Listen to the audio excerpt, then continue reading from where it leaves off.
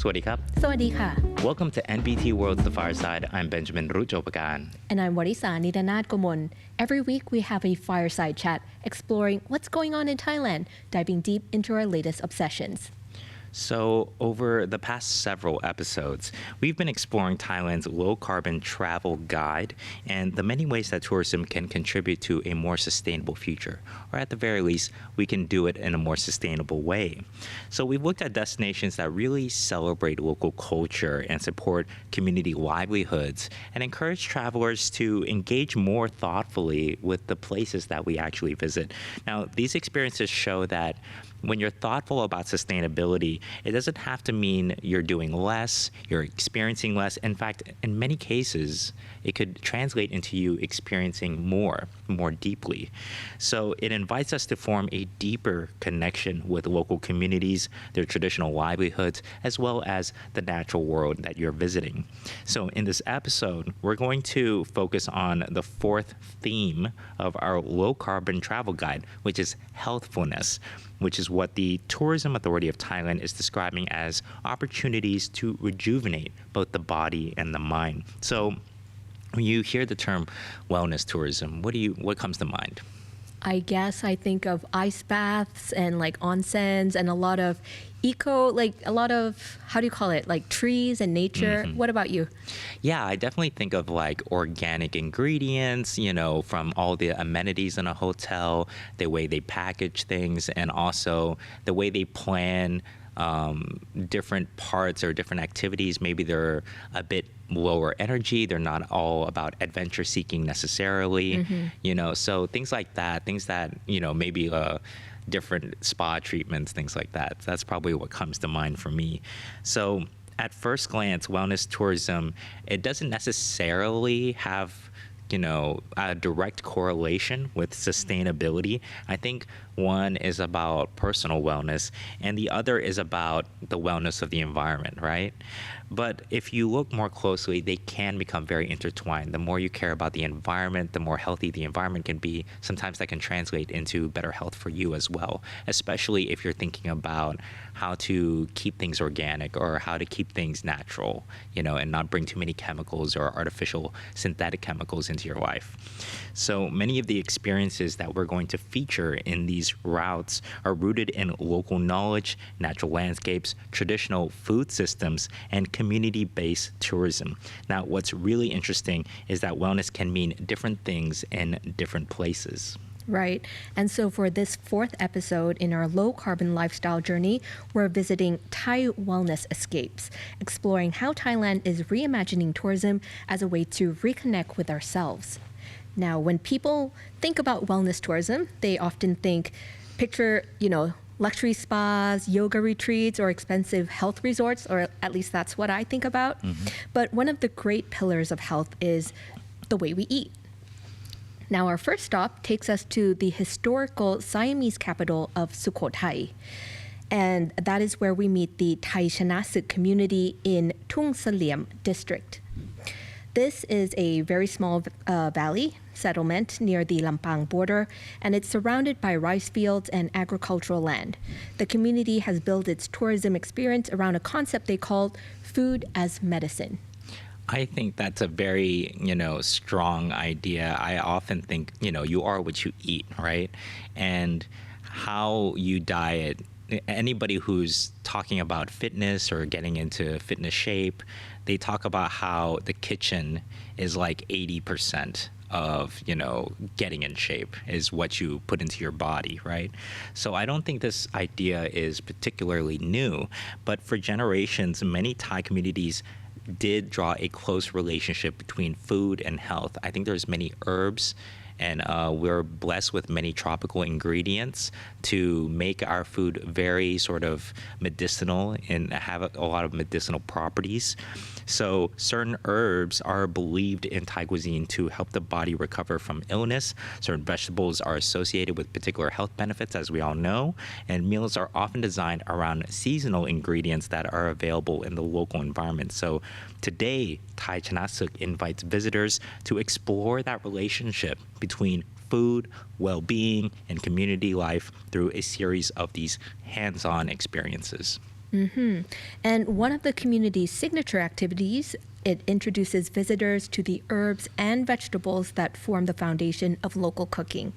Now, guests are guided through organic gardens by community members who kind of explain how different plants have traditionally been used in everyday meals. And the experience culminates in preparing gang ke. If you've ever seen it, it's very, how do you call it? It looks a little bit spicy and it has a lot of ingredients in it, vegetables.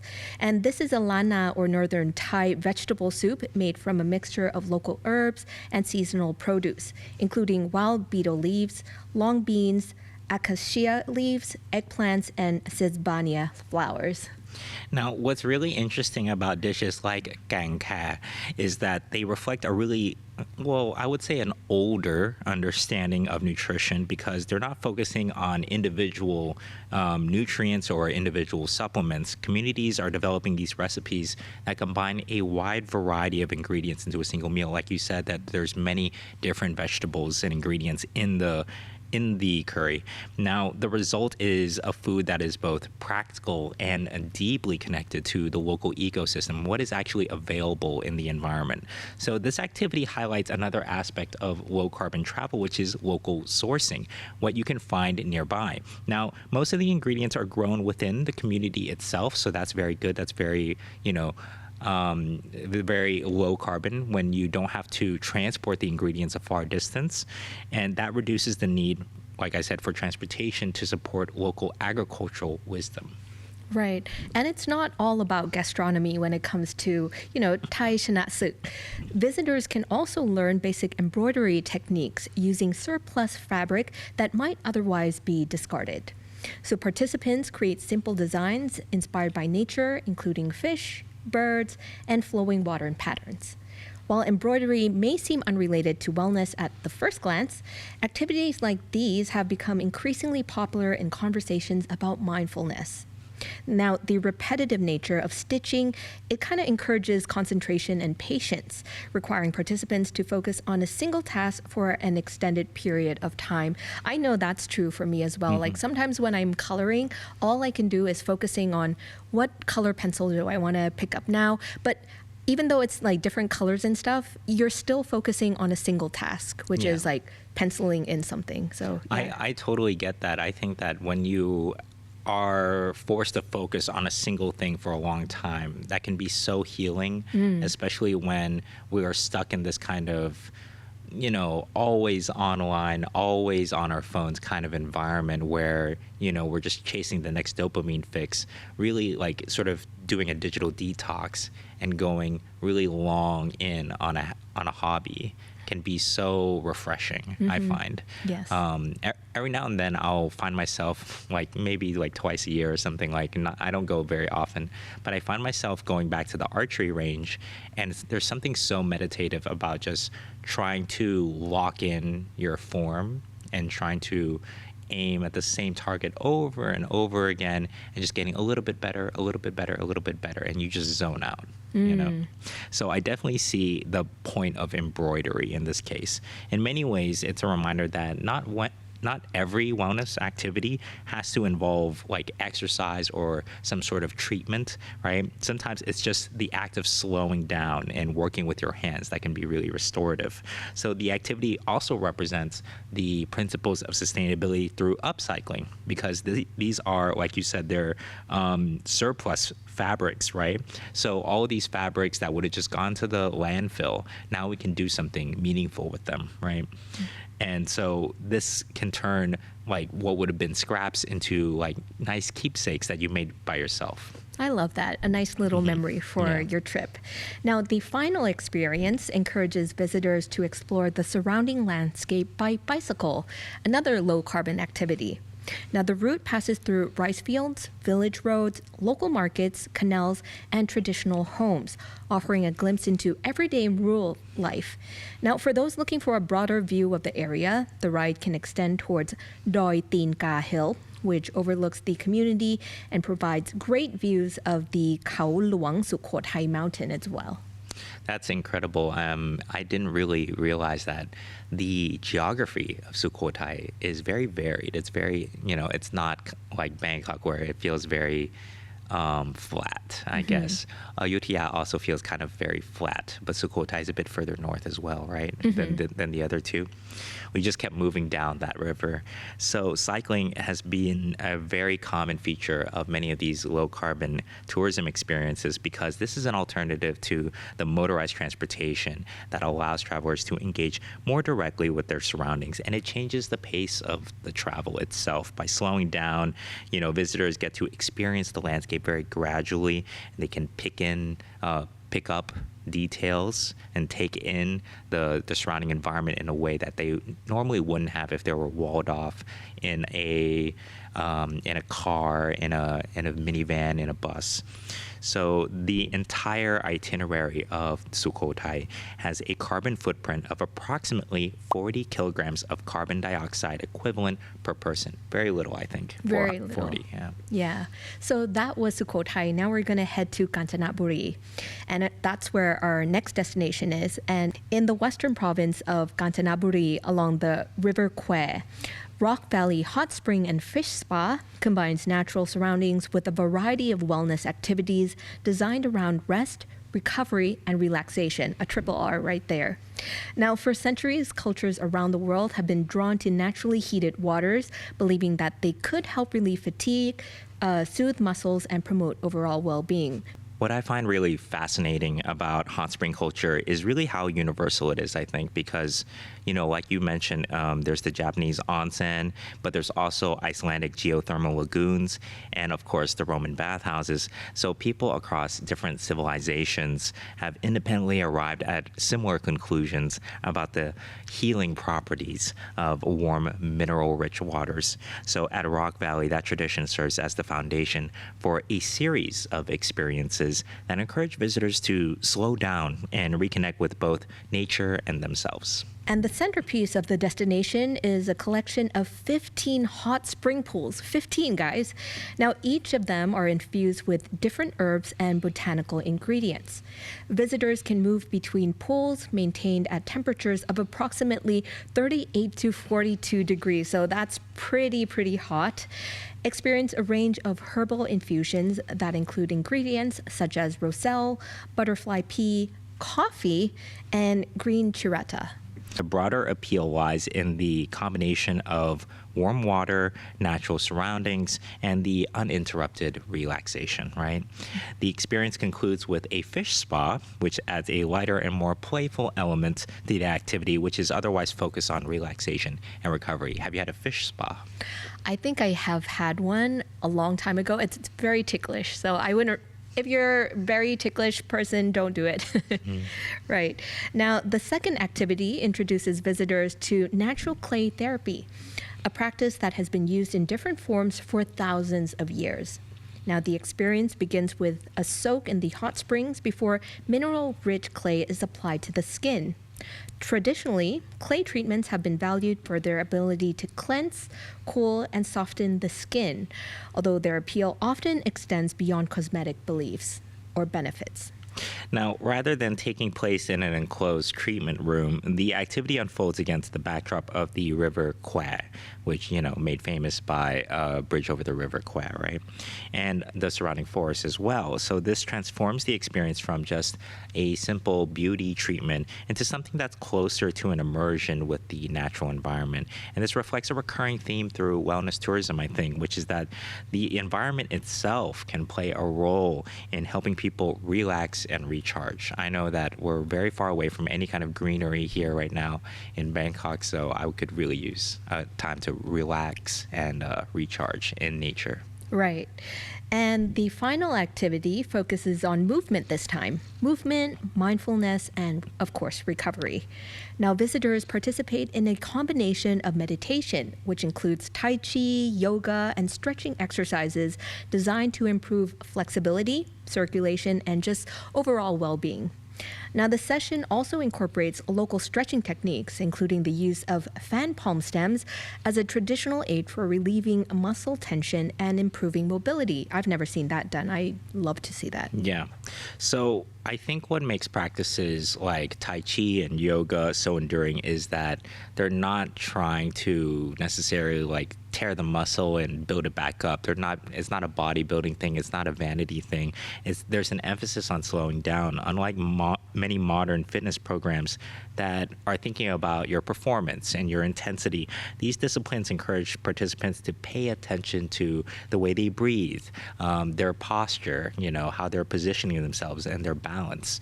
So the experience concludes with an herbal steam therapy. I like the idea of adding some herbs into the steam therapy, which is a long-standing practice throughout all of Southeast Asia, really, that uses aromatic herbs and heat to promote relaxation and ease muscle discomfort. So this whole itinerary in Kanchanaburi province has a carbon footprint of approximately 50 kilograms of carbon dioxide equivalent per person. So that's a very minor increase from Sukhothai, I think. Very minor.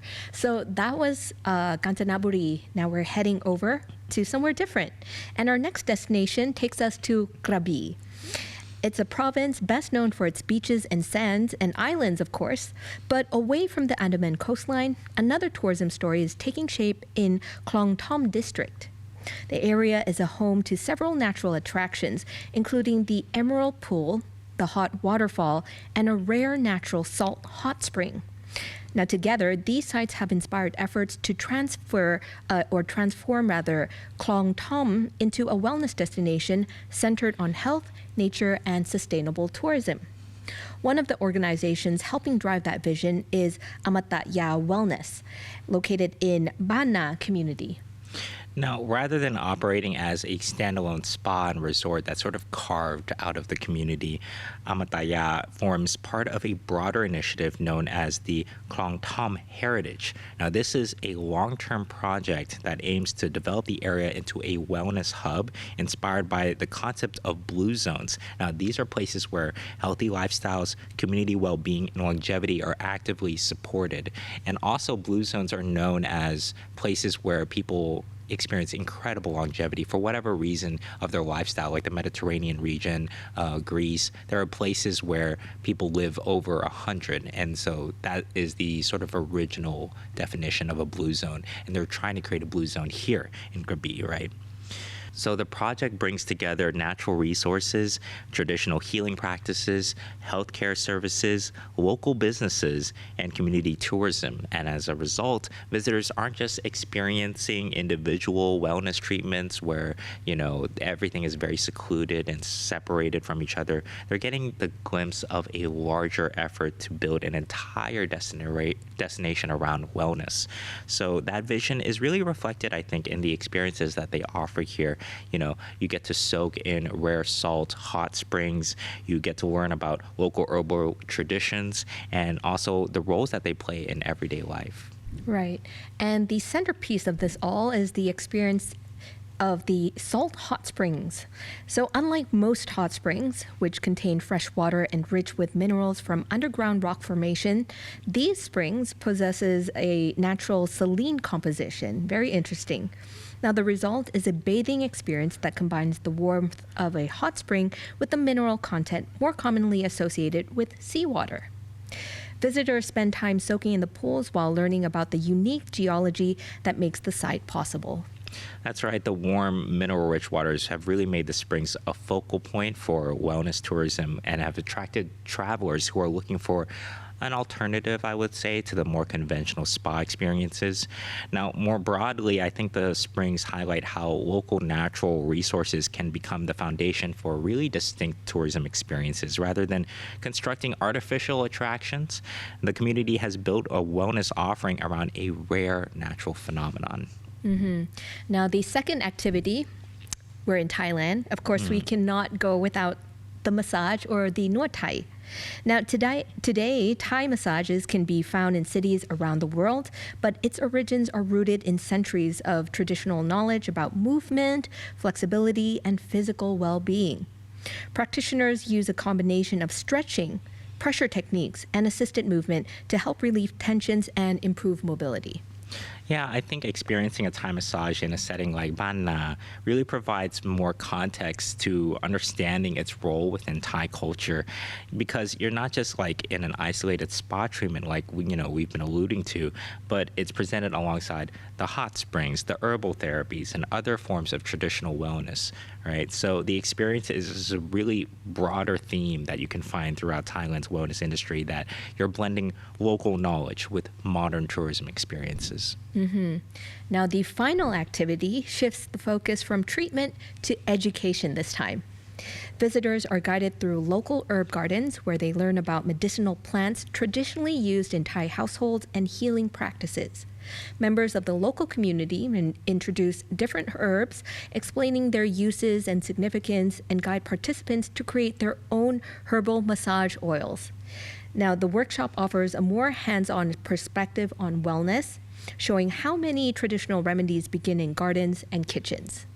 That's right. The experience concludes with a local specialty known as Yam Kai Kem Nampu Ron, or a spicy salad with salted dug egg prepared using the community's hot springs.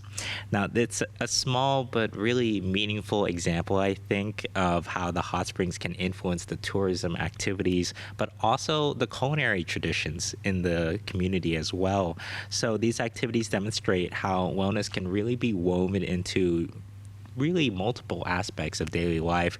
There's the food, the agriculture, traditional medicine, community knowledge. So this entire Krabi itinerary has a total estimated carbon footprint of 70 kilograms of carbon dioxide equivalent per person for all of the activities combined, according to the Low Carbon Travel Guide.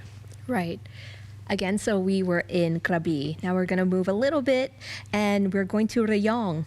And it's often associated with beaches, seafood, and weekend getaways from Bangkok. But in this episode, we're going to look at how modern wellness trends are gaining ground in some of the region's oldest natural landscapes. This route brings together three very different wellness experiences that play on your different senses. Now, the journey begins at Onyx Holistic Wellness, where visitors are introduced to one of the newer trends in the wellness industry, sound healing. That's one of my favorite wellness retreats ever. Now, the practice is based on the idea that sound vibrations can help promote relaxation and mental calm.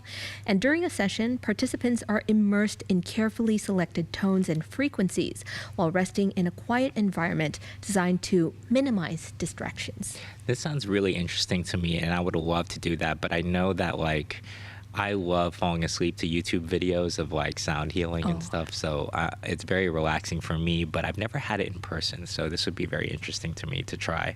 Now, while sound healing itself, this is an evolving field, the growing popularity does reflect a broader shift in how people think about wellness, because increasingly the attention is being given to not just how physical health, but how stress management, emotional well-being, and recovery from the pressures of daily life are important to our wellness. So whether visitors view the experience as a meditation perhaps, or a therapy, or just an opportunity to disconnect, do a digital detox, the appeal really lies with its simplicity, because you're taking time to sit still, listen, slow down, and get in tune with your body.